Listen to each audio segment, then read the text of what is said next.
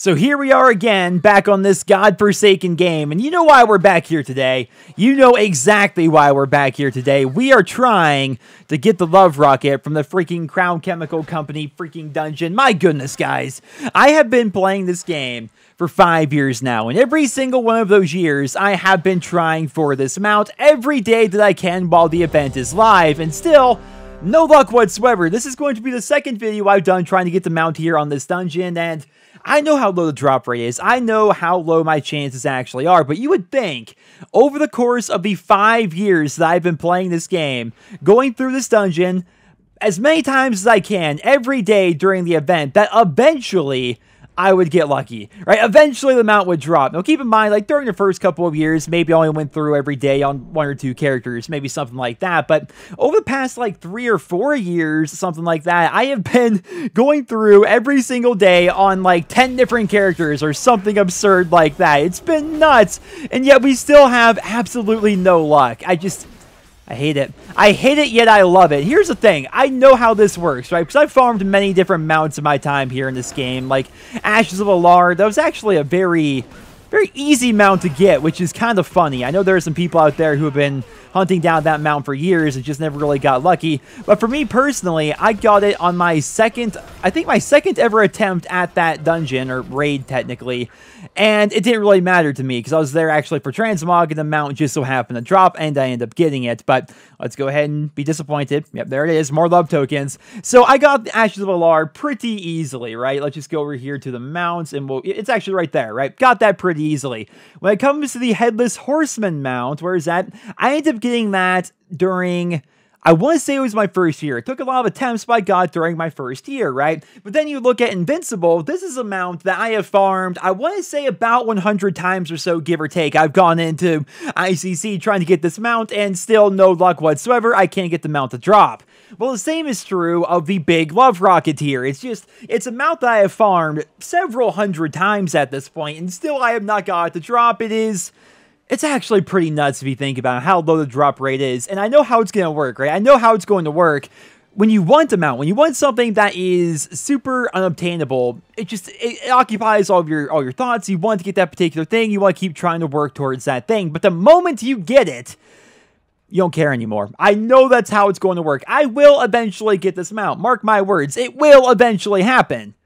But when I get it, I'll probably use it for like a day. I'll maybe occasionally pull it out. Typically up here, not so much in this character because it's not that I don't really play whatsoever. But typically up here in this bar, I put all my different mounts, usually the Grand Exhibition Yak to be able to sell things and stuff like that. As well as like, I don't know, any combination of like my favorite rare mounts I've got, or mounts that were drops, or things like the 10-year anniversary event, the Core Hound here, things like that. I put them all up there. So maybe I would put the Love Rocket up there on that bar.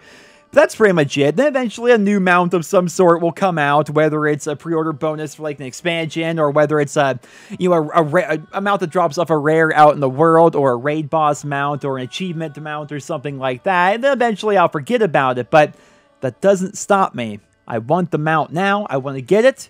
I've wanted it for so long. I think it's also a bit of the sunk cost fallacy. Will this person just freaking accept? You're a DPS. You've been waiting how long? Just freaking accept. He probably went AFK because the queue times are so long when you queue as a DPS, especially like a mage or something like that. But, man, it's one of those things where I put so much time into it, and I've wanted it for so long that I feel as though I have to keep on trying, which is definitely a fallacy. I should definitely not do that. I should probably just, give up on it. But at the same time, it's so easy to farm. It's not as if you're running through ICC going for Invincible, which is a mount that takes, I want to say on a good run, if you're like really like a good class for it and you're kind of built for it, maybe you have a couple of extra tools at your disposal, I want to say it takes anywhere from like 20 to 25 minutes on a good run. You can do that faster. I would say the fastest maybe would be like 15 minutes, but it takes like 15 minutes to even try to farm it. And you can only do it once per week per character, basically. So that makes it really difficult to farm and pretty annoying to farm. Now, the silver lining to all of that is it's kind of fun to do ICC, in my opinion. Like, the lore and the history and the story of Ice Crown Citadel, I like that a lot. So it's kind of enjoyable to go through there. But I can go through once, maybe twice, before I'm basically burnt out. I just don't want to do it until next week, because I've done it, like I said, like 100 times or so.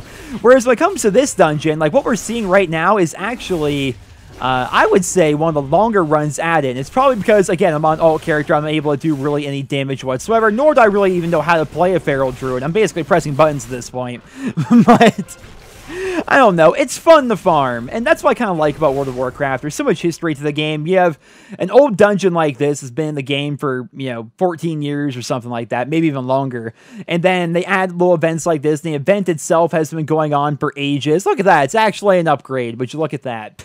This has been going on, of course, for ages, and you have mounts like this, which are just kind of like, it's kind of like a meme within the community. I see something that pops up in here. I think it's going to be something good. No, just a freaking Fumigator's Mask. There's a lot of history to this game. I like the farming of different items. I like how different mounts and stuff like that are status symbols within the community. When you see somebody riding around on that mount, it's a kind of a cool thing, right? Same thing with the Swift Spectral Tiger. Would actually show up if I go to collections? Because I don't think it will. We can see, yeah, it doesn't actually do it. The trading card game mounts typically don't pop up. But when you see super rare things like that in the game, I think that's kind of a cool thing, But let's go ahead. We're going to keep on trying this on a bunch of different characters here today, trying out a bunch of different classes. And I'd love to know down there in the comments, what class do you guys like the most here in World of Warcraft? Do you have a favorite? Do you even play the game, or are you just watching the video because I posted it here to the channel? Let me know about that down there in the comments. Alright, so here we are on the Hunter, and peep that name, by the way. This name's like never taken on any server I've noticed, which is actually pretty interesting. It's a good name. It's a good WoW name. It's a good reference to the Borderlands series. It's pretty much good in general. But the Hunter is a class I always really enjoyed here in this game. I think a lot of people enjoy Hunter, which is why it's one of the most played classes in the entire game. But the reason why I could never properly play it was because in my old guild, like my original guild, my guild leader, my guild master, was actually a hunter. And we also seem to always have like 2 or 3 other hunters in the guild at the same time. And so there was never really room for it, which is kind of funny. Like those of you who actually play WoW and are a part of a guild, then you know that melee DPS are really overrepresented. Typically they're like way too many rogues or warriors or paladins or DKs or what have you. And this guy's attacking me, not the quote-unquote tank. So typically ranged DPS are a bit more sought after. But in my guild, all we had was ranged DPS. There was like basically me as a rogue, and then we had a warrior, and that was like pretty much it essentially. I think I have a screenshot somewhere. I'm not going to dig it up, but we were doing... Oh, what is the name of that freaking boss? Now I'm going to have to go all the way back here, guys. We're going to have to go back to Warlords of Draenor. We're going to have to go into Raids and Blackrock Foundry, and we're going to have to go down here. Cromog! The freaking Cromog fight. Oh my goodness. So on Cromog, how a lot of people did it was you would line up the melee on the left and then the ranged on the right. And so basically there was like a whole pile of people here on the right, and then literally just me and my warrior buddy over here on the left because we were the only 2 melee people in the entire raid. But that's why I couldn't really play Hunter or ranged DPS that much when I first started playing. I've always liked the idea of the Hunter. I like the idea of taming pets. I like a lot of different the different specs that we have, the different talents you can go with as well. It's a pretty fun, interesting class, but let's go ahead and see. More love tokens, more gold. So disappointing. Alright, so now we're going to be trying out the Death Knight, and we already did the Death Knight, of course, in the previous video, but this time around we're going to be going in as Frost as compared to Blood, because I want to see if I can get a decent Breath of Sindragosa off. I actually mained my Death Knight towards the end of Warlords of Draenor for quite some time, really enjoyed it, but haven't really played it a lot since then, which is why he's only level 110. But let's see if we can actually get a decent one of these off here. We're going to see. Chances are we won't. Chances are it's actually going to be terrible. But there we go. Get the rune up. Then here we go. See if we can get a decent one off here. Basically, the idea is to keep on gaining as many runes as possible and just keep your runic power up so you get a giant Breath of Sindragosa off, where you basically just keep on spamming this forward. So far, so good. Already messed it up earlier, but it's still going. Might be going down here. Maybe not. Maybe not. We're still going. We're still going. I like the DK. Hey, we ended up blasting the whole dungeon, if that counts. I messed up because I used my Horn of Winter way too early there. But yeah, Breath of Sindragosa is a really fun talent. I think Obliteration was actually better for a while, but Sindragosa is so much more fun. Building into that, but just the Death Knight in general is an interesting class. The only reason I would say I chose to go with a Paladin over the Death Knight for Battle for Azeroth is the Paladin can heal. The Death Knight has 1 tank spec and then 2 different DPS specs. I like Unholy as well, by the way. But I like the flexibility that is to actually be able to heal, and the Death Knight obviously doesn't have that. But Frost has always been fun, and blood tanking is always really good. But let's go ahead and check the old heart-shaped box. Imagine if I actually do get it, right? Imagine if the mount actually does drop in this video. How freaking insane would that be? But so far, we're striking out, even with the old Death Knight here. All right, so now we're on the Mage, I think. I want to say it's the Mage. I'm not entirely sure. I was in the queue for like 15 minutes or something absurd like that. I don't understand. It's like only this character that for some reason always has an absurdly long queue time. But we're going in here as Fire as compared to Frost on the Mage, just to try out something a little bit different, you know. And we're actually separated to go here with this. The Mage is actually a pretty interesting playstyle that I am very bad at actually doing, but it can be definitely a lot of fun. We're done with the combustion. Okay, we're done with combustion. Therefore, no more procs there. There we go. Now, actually, I shouldn't have actually done that like that. Yeah, it's so weird playing the Fire Mage after all this time, because you have to wait for the Fireball cast to be done, then cast a Fireball and your Pyroblast at the exact same time to hopefully get another Pyroblast to actually proc, and oh my gosh, it's so weird getting used to this playstyle again after like not messing with it for so long. But again, really enjoyable. That's one of the biggest like upsides and downsides to World of Warcraft, I would say, is just how much fun every single class can be. Like how interesting it is to actually try to master them all or play them all. You always want to, but it takes so much time to level them all up and get them gear and things like that to really properly be able to try to enjoy them. But yeah, the idea is during your combustion, what is it, like every other spell pretty much will automatically proc your Pyroblast. Like basically you always get your heating up proc or something. Like it's been so freaking long. And then when you aren't under the effects of your combustion, basically if you do have a proc where you're actually gonna be able to go into Pyroblast, you want to cast a Fireball and then cast your Pyroblast at the exact same time,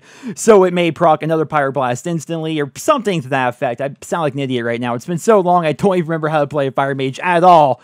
But again, gold and the love token. Let's keep on trying.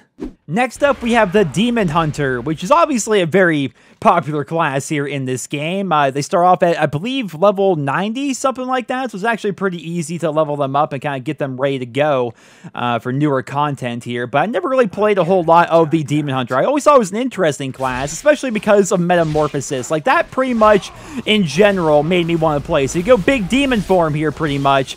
And then what's also pretty cool is you can also build into things like be able to have more I-beams or being able to stay in your big demon form even longer.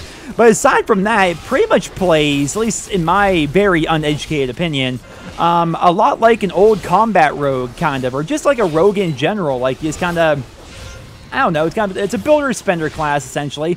Has very few buttons as compared to a lot of other classes in the game. As you guys can see, like, my bars are barely filled here. But then again, that's partly due to the fact that I'm not really building whatsoever into different talents. That I basically built into passives, as well as the ability to basically always be in big demon form by using I-beam as much as I can and having I-beam last longer and things like that. But Demon Hunter is pretty fun, especially for dungeons. Lots of AoE damage. We used to call them we used to call Demon Hunters the Trash Men, because they're really good at taking out trash in dungeons and stuff like that with all their AoE damage and their movement and dashing and stuff like that. In fact, you can actually do some pretty goofy stuff, especially in older dungeons like this. Like, keep in mind, WoW is a super old game, therefore, a lot of the time, it wasn't really designed for characters like the Demon Hunter who can double jump. Like, you're not supposed to be able to just jump on top of this roof like this and then run around to the top of the dungeon. That's not supposed to be a thing you can do. So yeah, they weren't meant for you to be able to dash forward over here or then simply just dash out of the map. Like, right now, I'm straight up out of the dungeon. There's a bit of a barrier once you get out there, but you can just straight up leave dungeons. When it comes to like old raids and stuff like that, you can get on top of weird places that you shouldn't be able to go. There's all sorts of goofy stuff when it comes to the ability of double jumping and then like dashing and backflipping and everything else that Demon Hunters can actually do. But let's see, ladies and gentlemen, the heart-shaped box, another toxic wasteling. I have so many of these things. I actually have a bunch of old stuff on this character, because I meant to use this character as kind of like a bank alt to an extent. I would sell a bunch of stuff on. And I remember when the Legion event came out, everyone thought, yeah, let's buy these pocket fell spreaders, because it's an interesting toy that's only going to be available during this particular event, and therefore in a couple years it's going to be super rare. Never became rare. Never became rare. Let's actually see. I've got, yeah, right here. This is all it is. It's kind of neat. right? I mean, changed up the map a little bit. It's kind of neat. It doesn't last very long, but, you know, we all kind of thought that maybe it was going to be somewhat rare, you know, or the Fellbat pup or anything else. Maybe it's going to be a little bit rare once the event actually ends. You can only get the Fellbat pup and that particular toy during the pre-launch event of the Legion expansion, which was many years ago, right? These things have been no longer obtainable in the game for years now, but so many people got them during that event that they're still pretty much worthless. Like, these things go for like 100 gold. These things go at best for like 2,000 or something. It just never works out. But again, we strike out with the Demon Hunter. All right, and I think we're going to be wrapping things up here today with the Warlock, who is a character that, I don't know, man, might honestly be my favorite ranged DPS in the game. I mean, Destruction is so much fun to play. I'm not really a huge fan of the new Affliction, and I never really liked Demonology, and Blizzard doesn't really like Demonology because they keep on changing it. But, man, Destruction Warlocks are so much fun to play here in this game. I'm actually a very big fan of that. Let's go ahead and drop this down here. Let's go for the Channel Demon Fire. But then again, I probably could have waited maybe just a little bit to actually go ahead and call that in. Let's go ahead and do this. Get a couple Firebolts off here. Firebolt's so much fun. Such a cool spell. Now this guy is going to be on me. Let's just go ahead and immolate him here. Let's bring him actually closer to me and see if we can rain of fire all three of them. That'd be cool. All right. And just so much fire and destruction pretty much everywhere. And that's the fun, right? That's definitely the fun of this class right here. Especially when you get the green fire. You have to do the entire quest to actually get the green fire. And I'm sitting here at 5 freaking... Oh my gosh, I'm so bad at playing these characters I haven't touched in years. But I basically bust out these characters every time there's an event like this, so I want to farm a specific mount or a specific character or something like that. But yeah, very fun class. Fire pretty much everywhere. Destruction, you get to call in demons and such. Very cool. Let's see if we can get Demon Fire on both these guys. I was hoping to get there before he ended up going down. That's okay. Could have also used my second Havoc, but whatever. We're not here to do top damage, even though we apparently are. DPS mirror is always goofy when it comes to players of varying levels and things like that. But let's wrap things up here with a couple Chaos Bolts. And, oh, only got one off that time. I don't know. Still a pretty fun class, if I do say so myself. Lots of utility. I don't know. Just, I could go on and on about the Warlock. It's a very fun and interesting class in general. And it's a pet class. It also has all sorts of different abilities. Every spec feels a lot different than the other ones. The only downside, though, is I like variety when it comes to being able to play multiple roles. You know, I like being able to play tank, healer, and DPS a lot of the time. And if you main a Warlock, you're putting like all your time, your heart and soul into one particular class. It's 3 DPSs. You can only do basically one thing, and if you don't like a couple of the specs, then you're kind of like forced to play only 1 or 2 specs, and maybe it's not that much fun for you. But let's see, ladies and gentlemen, the heart-shaped box. Yet more disappointment. Another year without the mount. At least so far it's looking that way. We still have a few more tries, I believe. When's the event actually end? Could be tomorrow for all I know. It's going to be ending soon, though. I'm going to keep on trying as much as I can. Eventually I'll get that mount. And then eventually I'll get tired of it. And then all this will be for naught. But still, it was a fun journey regardless. Ladies and gentlemen, that's all I have for you guys here today. I hope you enjoyed the video. If you did, please drop me a rating. And I hope you guys all have a wonderful day.